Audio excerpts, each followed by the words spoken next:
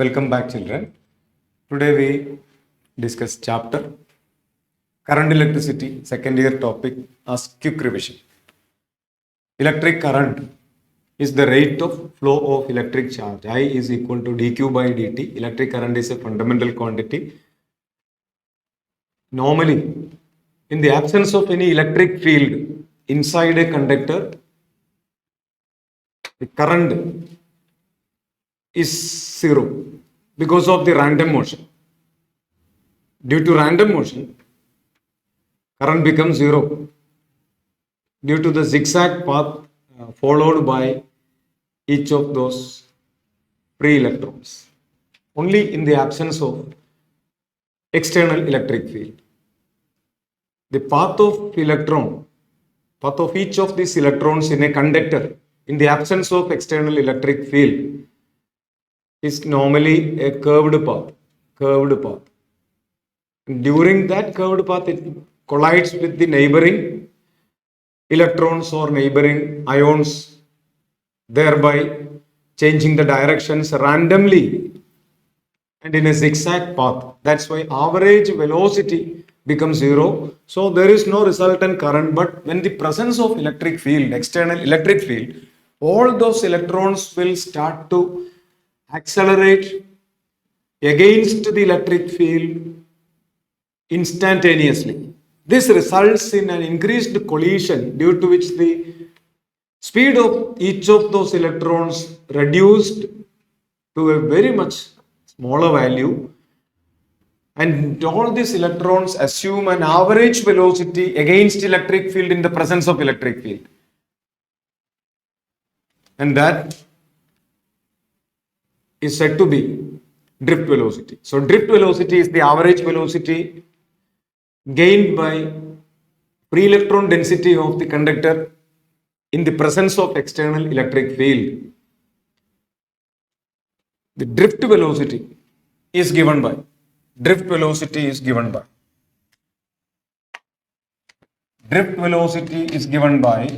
minus EV by M into tau, where tau is the relaxation time. So drift velocity, whose magnitude is found to be proportional to the magnitude of electric field. E is the electric field inside the conductor supplied from the external source. As here, the conductor is not electrostatically charged, there is electric field inside. So the electrons drift against electric field. That's why electrons will produce a current in the direction of the electric field itself. So current, remember, current is in the direction of electric field, but electrons drift against electric field. Formula for drift velocity is minus EE by M into tau, where tau is the relaxation time, which is the average of collision times between any two neighboring electrons or ions. Average time interval between neighboring collisions is tau. Tau depends on two factors. One, nature of the material as well as the temperature. When temperature is more, collisions become more frequent, so relaxation time decreases. So drift velocity proportional to electric field. There is a proportionality constant for a given conductor. That proportionality constant is called mobility. So Vd is equal to mu E, where mu is the mobility. Mobility mu is drift velocity divided by electric field, or also can be E tau divided by M. So its unit is coulomb second divided by kilogram. Coulomb second divided by kilogram. Mu stands for mobility. Drift velocity equal to mu E. Mu stands for mobility. Mobility is coulomb second divided by kilogram. Mobility can have one more unit. Unit of velocity is meter per second. Unit of electric field is volt per meter. So meter square per volt second also is a very popular unit used in numericals asked in question papers.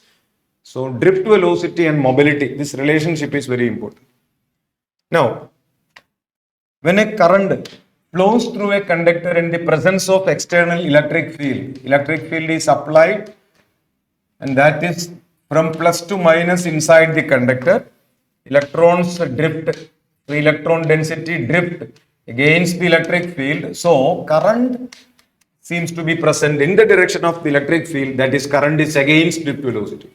The formula for current is I is equal to ENA VD. By heard this, current I is equal to ENA VD, where VD is the drift velocity. Substituting that, you can also get the formula for electrical resistance. You know, as per Ohm's law, resistance can be the potential difference divided by current through that resistor. Resistance R is equal to V by I. Also, resistance from law of resistances is defined as rho L by A mathematically. Rho resistivity, L length, A area. Students, the relationship between R, rho, L, then sigma conductivity, conductance, resistance, all this and their corresponding units and dimensions are also important. Don't forget to by heart all this. So write the formula for resistance as by combining all this. ML divided by N E square A top. From here it is clear that R proportional to L by A are equal to rho L by A. So we got rho as M by N E square tau. So that conductivity sigma as 1 by rho. Conductivity sigma is N E square tau divided by M. That is conductivity. So conductivity, which is the electronic conductivity, conductor has electronic conductivity. So that conductivity is Ne square tau by M, where N is the number density of free electrons, number of electrons per unit volume. If this conductor has capital letter N number of electrons, 3 electrons divided by volume is area into length of the wire, area of cross section into length of the wire. That is nothing but number density of electrons. Now the unit of resistance is ohm, conductance is ohm inverse, unit of conductance is ohm inverse. Ohm inverse means ohm raised to -1, Siemens. Unit of resistivity is ohm meter. So unit of conductivity is ohm inverse, meter inverse. So unit of conductivity is Siemens per meter. So conductivity has unit Siemens per meter. Resistivity has unit ohm meter. Ohm meter, sometimes we use symbols ohm meter. Then resistance, resistivity, conductance, conductivity. Units as well as you find dimension. Dimension of resistance you can easily remember by using this equation. P equal to I square R. So R equal to P divided by I square. P for power. Power is ml square T raised to -3. Then A raised to -2. A for current, ampere. I for current by symbol, A for dimension. So power per ampere square, that is resistance. P equal to I square R. So dimension of resistance is ml square T raised to -3, A raised to -2. Now what is the dimension of potential difference? We can easily find V equal to IR. So multiply by I. ml square T raised to -3. That is power, still power. I into R. R is already there.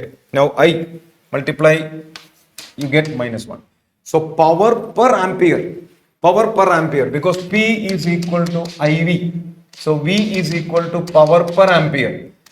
R is equal to power per ampere square. This results you will by heart, to by heart the dimension. So need not go for the entire calculation. Voltage is the power per ampere. Resistance is the power per ampere square. So you can easily identify from answers. Similarly, dimensions of the rest of the quantities, conductivity, resistivity, you try. Okay, and try to find out an easy solution for that. So current drift velocity, now current density. Current density equal to ENVD. Current density equal to ENVD. So drift velocity in terms of current density, I by J by En.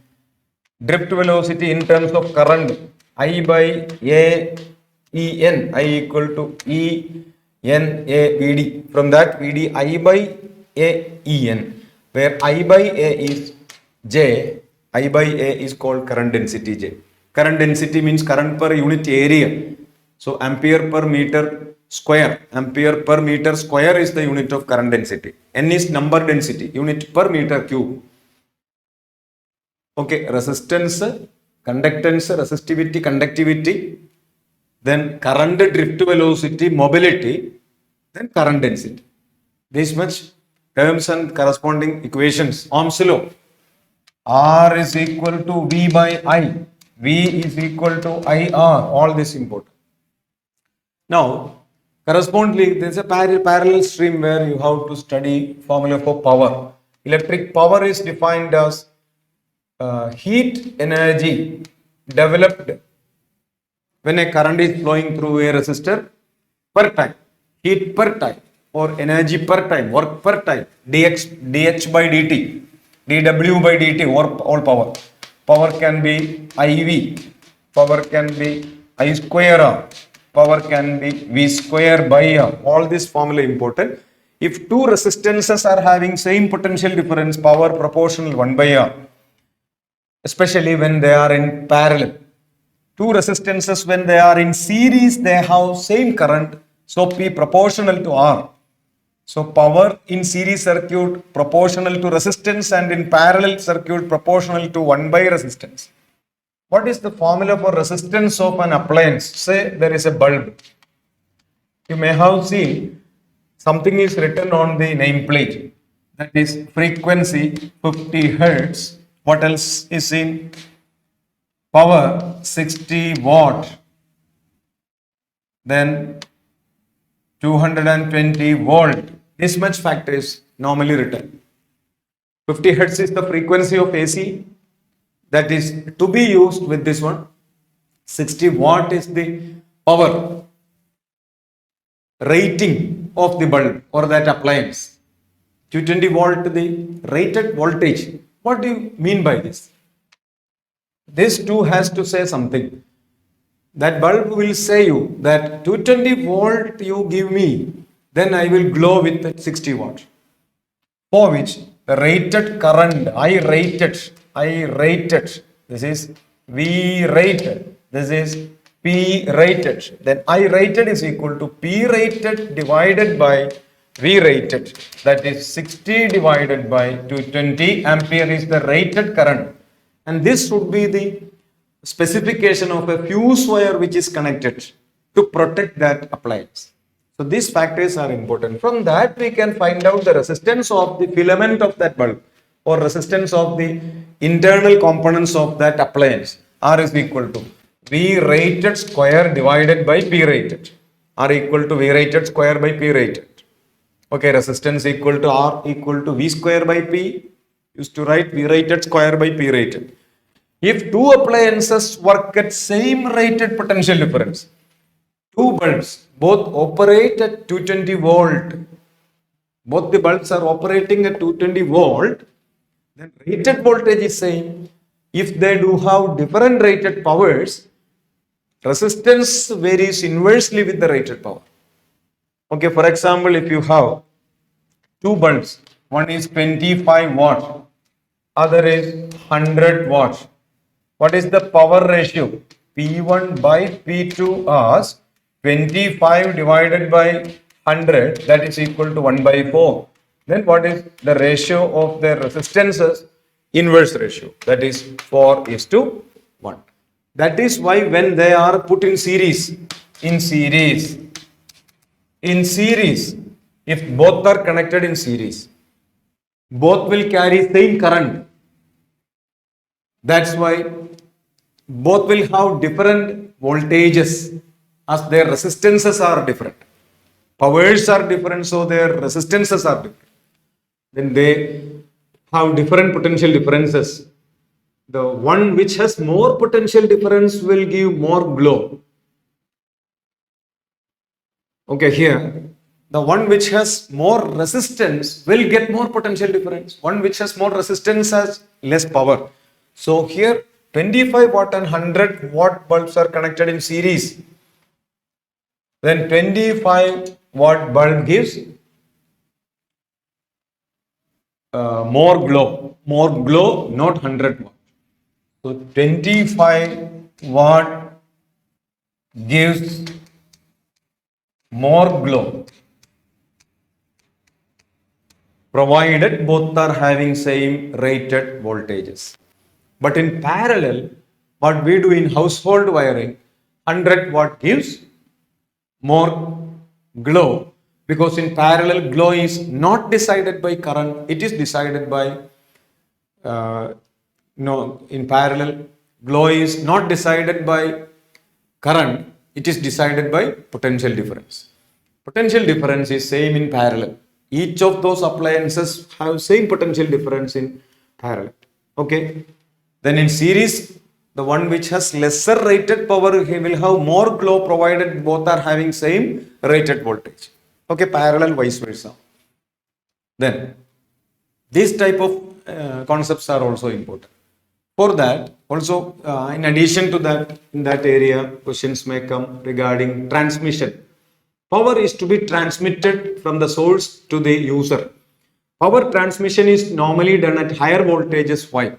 Because power loss due to cable, power loss due to cable is equal to current through the cable square into resistance of the cable. This law is called Joule's law. Joule's power, I square R.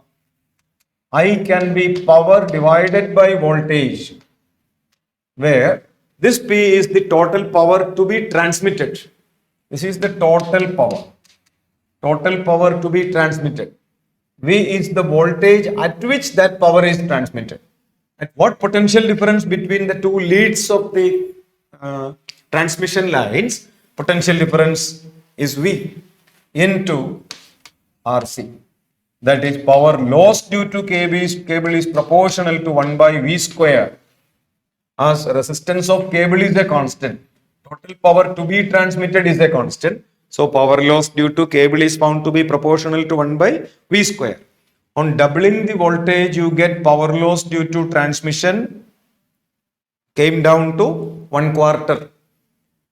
Okay, so if you increase the transmitting voltage to 100 times, power loss due to cable becomes 1 by 10,000. Okay, it's reduced a lot by increasing the transmitting voltage. That is why power transmission is done at higher potential differences. That is why we used to see 11 kV transmission stations, 11 kV substations, and we use step-up transformers. Step-up transformer is device used for increasing the voltage from a smaller value to a greater value. At higher voltage, power loss is less. That's the reason. So this formula is also important. So we have learned resistances, particularly power, resistance equations, conductance, conductivity, resistivity, all that. Okay. Now, two resistances when they are connected in series, very popular formula, resistance in series, R equivalent in series equal to R1 plus R2. If n identical resistors connected in series, equivalent resistance is NR. In parallel, R parallel is equal to R1 R2 divided by R1 plus R2. If n identical resistors, R by n, series NR, parallel R by n.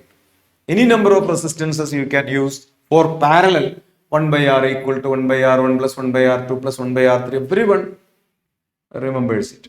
So that is, in series, equivalent resistance is more, but in parallel, equivalent resistance is less. So series parallel combination, maybe mixed combinations also. Okay, we have to analyze which of the resistances are in series and which of the resistances are in parallel before solving such problems. So this equation is also important. Now, color coding of carbon resistors. Carbon resistors is going to be an important topic. Carbon resistors. Okay, the chart, there is a chart, very popular chart made for carbon resistors. Carbon resistors are so popular resistors which can be used in laboratories. The fundamentals are here. Depending upon the color code given. Carbon resistors are given a color coding. Carbon resistor looking like this.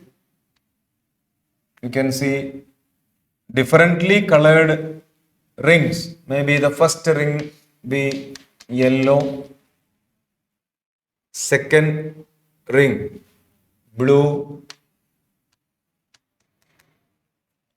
third ring red, and the fourth ring slightly away. That may be a golden one. Gold, maybe this golden color. Gold.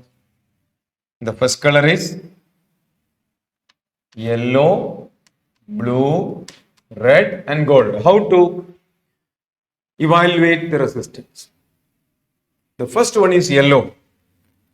Yellow maybe you can see from this color coding. We can by heard this B.B. Roy of Great Britain has a very good wife. Okay, up to this first letters you follow. 0 to 9 you write, white for 9, then multipliers, all that. Okay. First color is yellow. So yellow you choose yellow. 4. Then writing 4. Yellow means 4. I'll write here. 4. Second color is blue. Choosing blue. Blue is where? Here blue. That is 6. So first two colors you select from this column number. And the third one is red. Red you can collect from the multiplier. So 46 into 10 to the power 2. That is the resistance in ohm. Plus or minus, gold will give you the percentage tolerance. Okay. If the third color comes is gold, that you can give a multiplier 10 power minus 1. If third color given is silver, that also gives a multiplier 10 power minus 2. Okay, plus or minus. Gold will give 5% tolerance. So 46 into 10 square, that is 4600, means 4.6 kilo ohm plus or minus 5%. So the percentage tolerance of this resistance, maybe it's not exactly 4.6 kilo ohm, but slightly more and slightly less. And how much? That is 5% of 4.6 kilo above or below. That is the ranges of values. Like this you can try this one. Okay. Now series parallel analysis, all this we have to find equivalent resistance. One solved problem in NCERT, you try to by heart this result. Here we have a skeleton cube. A skeleton cube in NCERT is a solved exercise. A skeleton cube carrying 12 resistances. Each of those resistances are at the edges of this skeleton cube. And if current enters at one of the corners and current leaves at the diagonally opposite corners. Longest diagonal. And what is the equivalent resistance? In such a case, you can use equivalent resistance as R equivalent as 5 by 6 R, where R is the resistance of each of the edges. If these resistances replaced by capacitors, you can get it as 6 by 5 C, where each C, then equivalent capacity would be just reciprocated. 5 by 6 reciprocal, 6 by 5 into C. So 5 by 6 R converted to 6 by 5 C.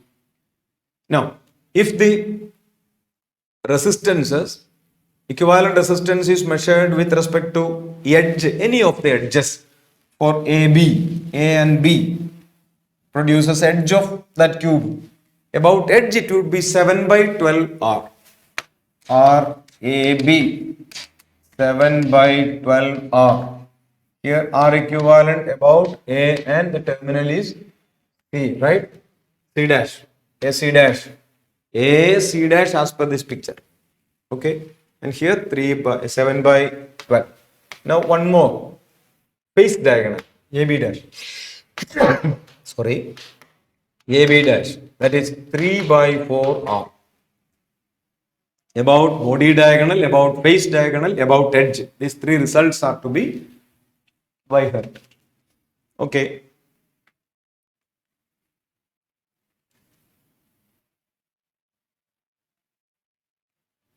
Now, Yes, we have seen color coding of carbon resistors. That part is very important. That may be asked in entrance examination, maybe for KEEM or Neet, or even for mains it may be asked. Okay.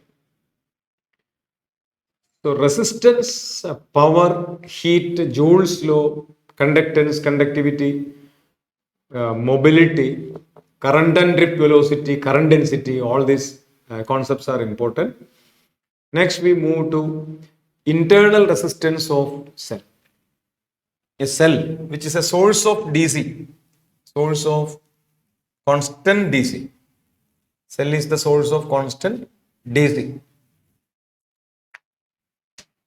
A cell is of this simple plus and minus EMF, electromotive force is of a cell directed from minus to plus. I'm using this letter E, small e. Okay, connected through an external resistance capital R, internal resistance is small r, then current I is equal to E, total EMF divided by total resistance. Now, if you connect a voltmeter across the resistor, the voltmeter reads the formula E R by R plus R. For a discharging cell, the cell is a discharging cell which carries a current from plus to minus externally. We can also be E minus IR. So I can also be measured as E minus V by R. So small r can be E minus V by I. All these equations are very important. Among this one is also very important. V by E. What is V by E? Capital R by capital R plus small r. What do you mean by V by E? V by E means what? EMF is the potential difference that can be supplied by a discharging cell. But that is not available. The available one is only V because some amount is lost. So what is the lost percentage? Lost percentage. What is the percentage of energy lost while discharging? Due to the internal resistance, some of the energy is lost. Internal resistance is smaller. So some voltage is lost against internal resistance. So loss percentage can be 1 minus V divided by E. That will give you small r divided by capital R plus small r. You try to calculate it. 1 minus, take 1 minus on both sides. Then you will get this. So loss percentage is small r by capital R plus small r. Available percentage is only capital R by capital R plus small r. It's a discharging cell. Okay, while a cell is being charged, current will flow from minus to plus in the external circuit. Okay, while discharging, current flows from plus to minus in the external circuit. Now, combinations of two cells in series. This is the series combination. Now you connect it with a load R. 2R of different EMFs and different internal resistance. Both the cells are discharging. Then total current is measured as E1 plus E2 divided by R plus R1 plus R2. Equivalent EMF is given by E1 plus E2. Equivalent internal resistance is given by R1 plus R2. But if any one of these terminals of the cell interchange, so that circuit would have a small change, you can notice that E1, E2 plus minus, minus plus. Here plus minus, plus minus. Here this minus and minus comes together. Okay. So if E1 is greater than E2, current will flow in this sense. Then one cell is charging and the other cell is discharging. What is the charging cell? E2. What is the discharging cell? E1. So potential difference of E1 is equal to E1 minus IR1. Potential difference of E2 is equal to terminal potential difference across E2. While this current is flowing, V2 equal to E2 plus IR2, that is to be noted. Now, in this case, the total current. In this case, the total current may be written as I is equal to E1 minus E2 divided by R plus R1 plus R2, and equivalent EMF is E1 minus E2. Equivalent internal resistance small r is R1 plus R2 itself, no change. Okay. that is series combination of cells. If n identical cells are connected, total current in series combination of n identical cells, total EMF becomes Ne, E plus, E plus, E plus, all connected with the first probability. Minus of one cell is connected with the plus of the other. Plus minus, plus minus, plus minus, like that. So I series equal to Ne divided by capital R plus NR. Ne divided by capital R plus small n into R. I series equal to Ne by R plus NR. Okay, right? So this formula is to be noted. Is equal to Ne by R plus NR. So writing that equation once again, I series equal to Ne divided by R plus NR. This many cells are connected in series. What is the maximum current that can be given to have maximum power delivered? For maximum power delivered by identical cell combination, capital R should be equal to small n into R. That is, total external resistance is equal to total internal resistance. That is for maximum power. That condition is also important. Okay. Now one more previous question worth noted. If capital R is much larger than small r, then I series is equal to Ne divided by R. That is, I series proportional to n. But if small r is much greater than capital R, I series equal to what? Ne divided by n into small r, n gets cancelled. So I series independent of n. That topic is also important. So when it is advantageous to connect n identical cells in series to give maximum current, for getting maximum current, the condition external resistance should be much larger than the internal resistance. R much larger than small r. Then only I series equal to Ne by R, or I series proportional to more current. But if this condition is satisfied, more number of cells, no use, because current does not vary. Now, cells connected in parallel. Suppose two cells are connected in parallel like this. Each cell's EMF E1, E2, internal R1, R2, connected to the load capital R. Capital R is the load. Then total current is I. Current one branch I1, other branch I2. Total current is I. Then terminal potential difference is remaining same in parallel. In parallel combination, terminal PD remaining same, no change.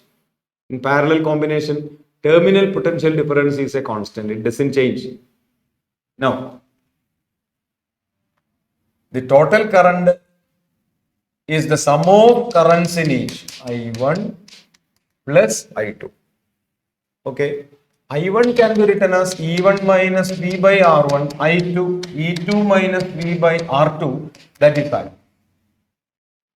Okay, what is I? I can be written as what?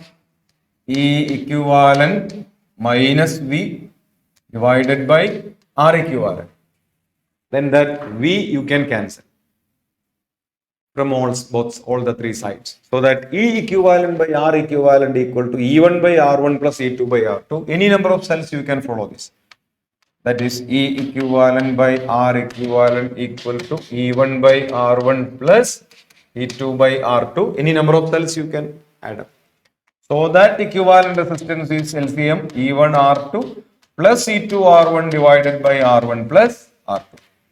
But if any one of the cells reversed by mistake due to oversight, any one of these cells reversed, then you give opposite sign. For example, second cell E2 reversed, then E1 R2 minus E2 R1 divided by, so general formula you can use this plus or minus, but here R1 plus R2, it should not be minus. Resistances are to be added. EMF when comes may be plus or minus. Okay, so equivalent is this. So this formula is also important. That is equivalent EMF Now what is the voltmeter reading when connected here?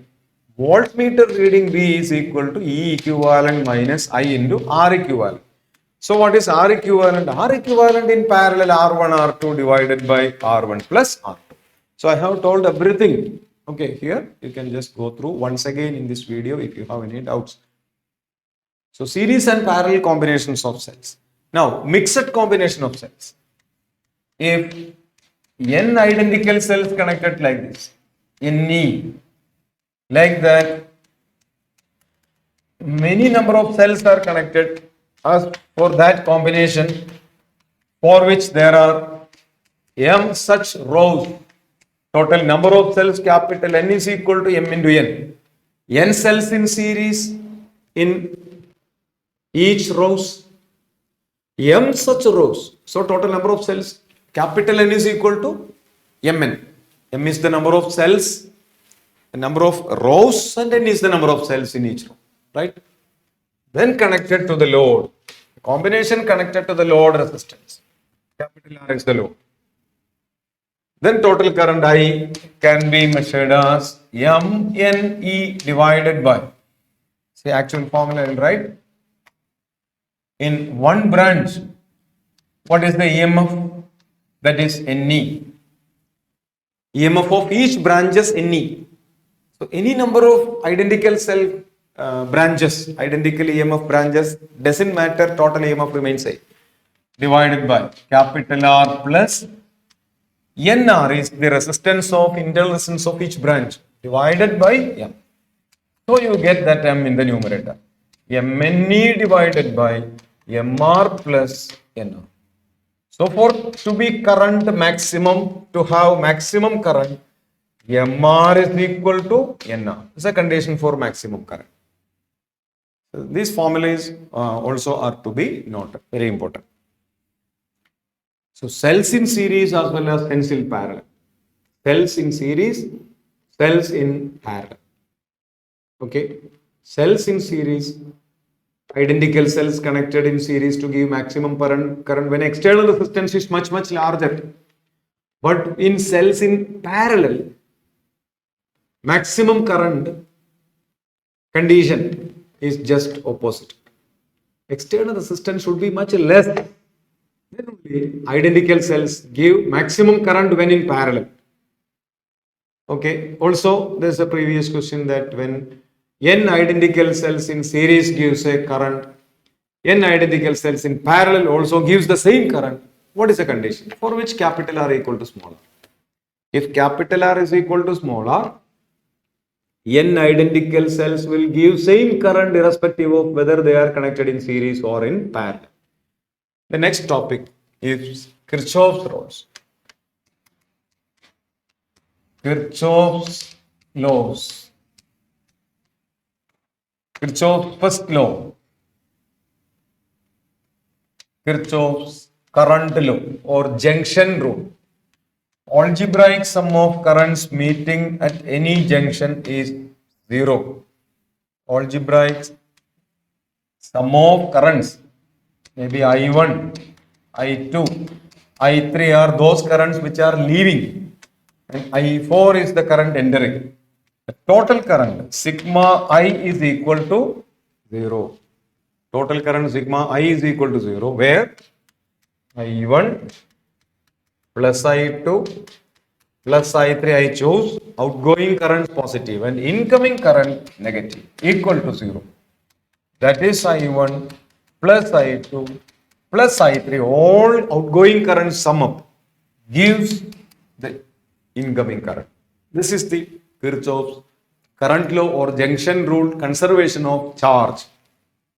Second, Kirchhoff's voltage law, KVL. Algebraic sum of voltages. Algebraic sum of voltages in any algebraic sum of potential differences in any circuit is equal to 0 if the circuit is a closed one. Okay, if the circuit is a closed one, the algebraic sum of potential changes would be 0. For example, if you have a circuit like this,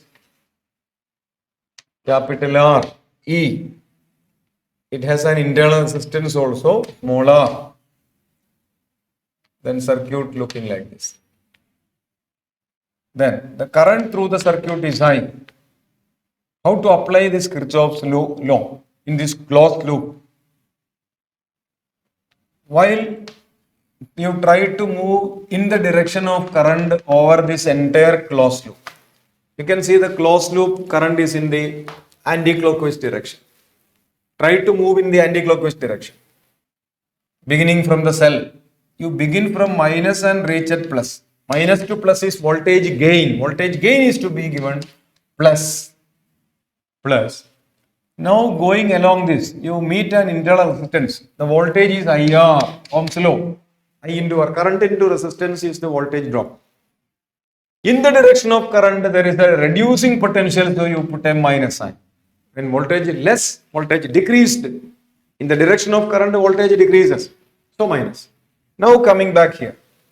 Again in the direction of current you are following, minus I into capital R is equal to 0. This you can follow any closed loop. Even it can be applied for an open loop between any two terminals of that loop for finding that potential changes at the corresponding points. That is KVL. KVL is the conservation of energy. Next topic is Wheatstone bridge. Wheatstone bridge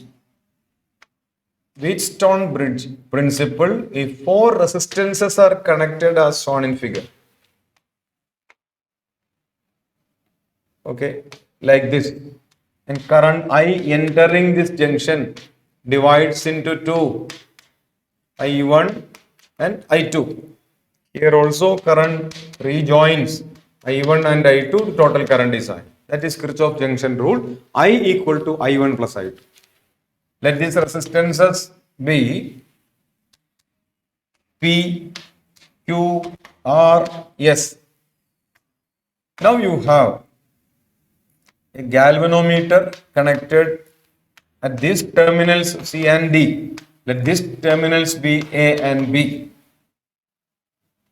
If P by Q is equal to R by S, then that galvanometer carries no current. That is VC equal to VD. Voltages at C and D are equal when no current flows through this. That is when P by Q equal to R by S. P by Q equal to R by S.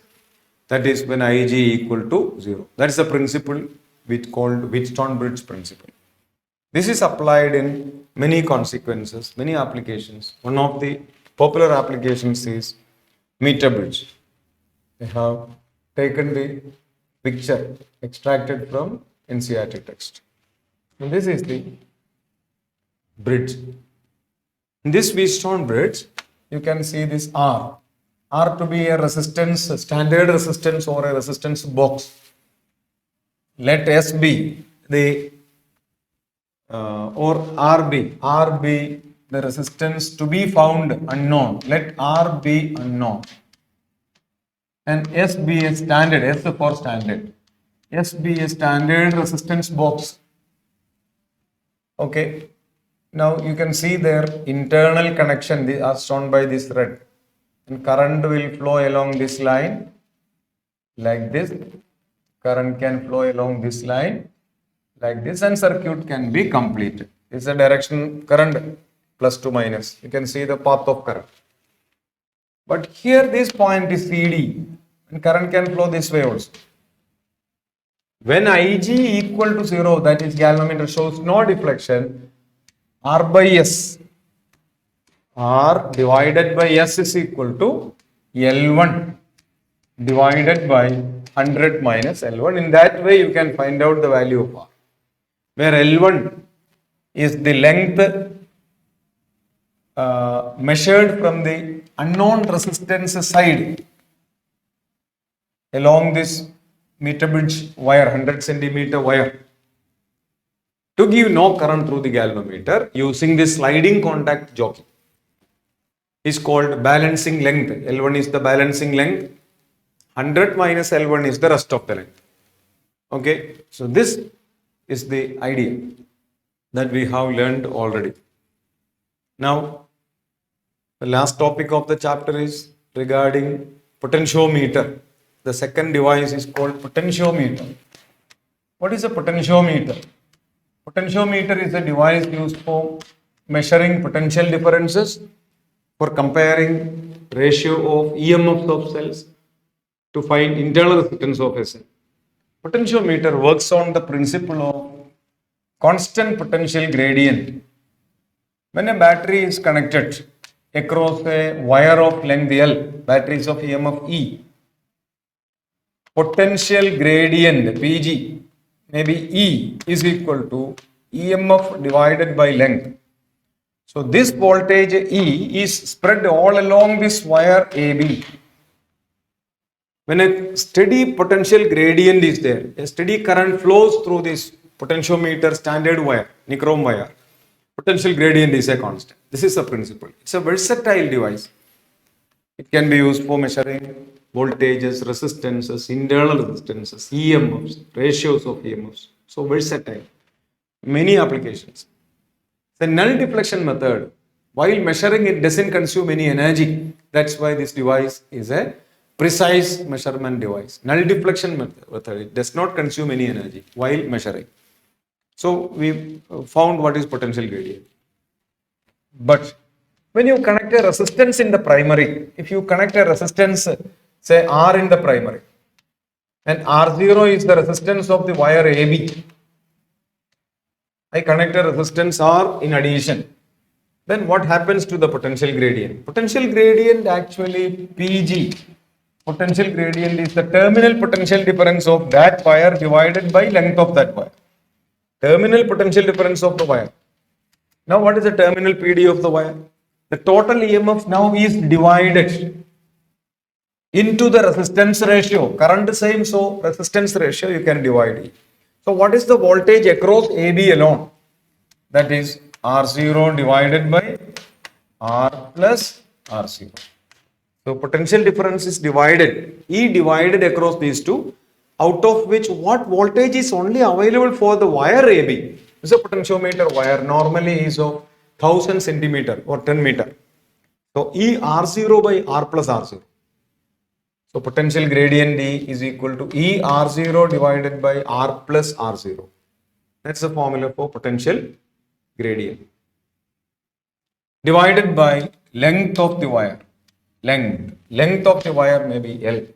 So E R0 by L into R plus R0. Obviously, potential gradient will be greater or lesser now. As before, potential gradient now reduced. So by connecting a resistance in primary, potential gradient reduces. Now how to measure it? For measuring we need a secondary. So this is the primary AB, its length is 10 meter. This is the secondary. I am showing only that cell. Okay, I am not showing any resistance in primary. Now secondary. This secondary. Secondary needs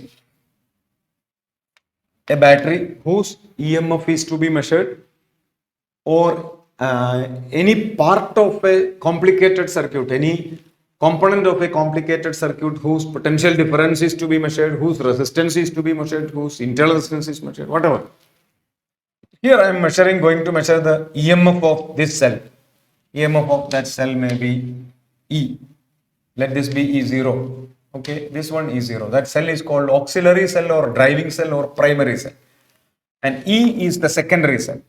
Connect it with a high resistance to protect the galvanometer from high currents. Galvanometer, then sliding contact jockey. Move jockey from A to B such that galvanometer deflects 0.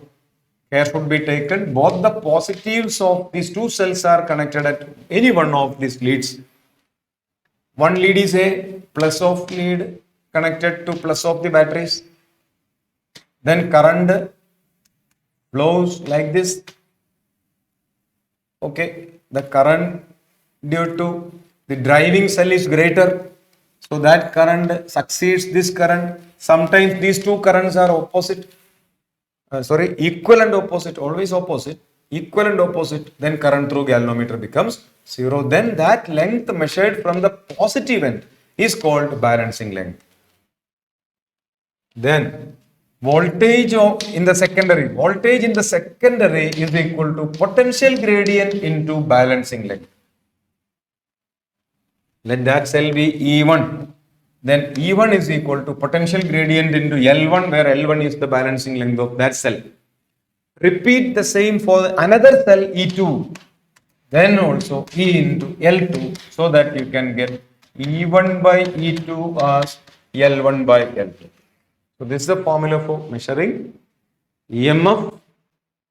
And this one is the formula for comparing EMF of two cells.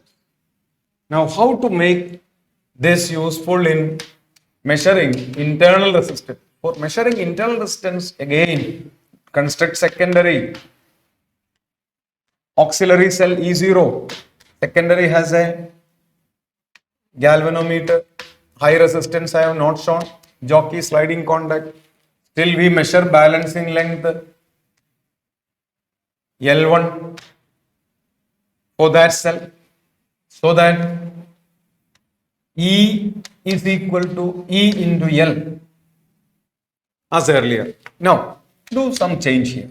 What is that? For that you connect a resistance box or a standard resistance unplugged across this cell whose internal resistance small r is to be found. Now, again you repeat this experiment, you will come to know that jockey is to be moved slightly towards left, so that the new balancing length L2 is less than L1. Still galvanometer gives 0 deflection.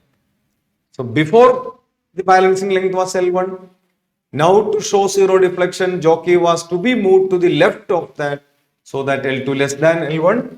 Now the terminal PD of the discharging cell. Now the cell has a discharging nature and it produces discharging current over the small closed loop offered by us. Before there was no current from the cell, cell was not delivering any current, that's why EMF. Now cell is delivering, so terminal PD. V equal to E into L2, but V can be written as E R by R plus R. We have discussed that. Now compare these two equations. Then you can get the formula for internal resistance as capital R into L1 by L2 minus 1. This formula is very popular and very, very important. The most important topic of this chapter is to find internal resistance of a cell. Internal resistance of a cell using potentiometer voltage measurements. Okay, so terminal potential difference formula is also important, that is applied here. You compare these two or divide these two equations to get this one. Okay, so connecting a resistance parallel to the secondary cell, what happens to the balancing length? Reduces. By connecting a resistance in parallel with the cell, there is no change in the potential gradient. But by connecting a resistance in series with primary, connecting a resistance in series with primary, potential gradient decreases. Doing anything in secondary will not make any change in the potential gradient. Okay, how to make this potentiometer more sensitive? For sensitive measurements, the potential gradient should be less. So potential difference measured over a length, potential gradient, voltage per length should be small. Voltage per length should be small as possible. For reducing potential gradient, current in the circuit, primary circuit, auxiliary circuit should be reduced. So reducing current in auxiliary circuit, reducing potential gradient, for which you add a resistance in the series with the primary or auxiliary circuit. All these are the ways for increasing sensitivity, for which you can increase the length of the potentiometer wire also. That's the most suitable one. You can increase the length of this potentiometer wire. When you increase the length of the potentiometer wire, what happens? Resistance of that wire increases. Then the current through that circuit decreases. Potential gradient decreases. Okay, small lengths you can measure potential changes. Then becomes more sensitive. So you can make that potentiometer more sensitive. Potentiometer is a versatile device. It's a null deflection method. It consumes no energy when measuring. Potentiometer is also called an ideal voltmeter. Okay, no other voltmeters can measure this much of accuracy because it doesn't consume any energy while being measured. Okay, with that we have completed the quick revision of chapter current electricity. I have tried to explain all the topics of this chapter without missing any single concept. Okay, we'll be continuing with the next chapter, magnetism, moving charges and magnetism. Till then, thank you.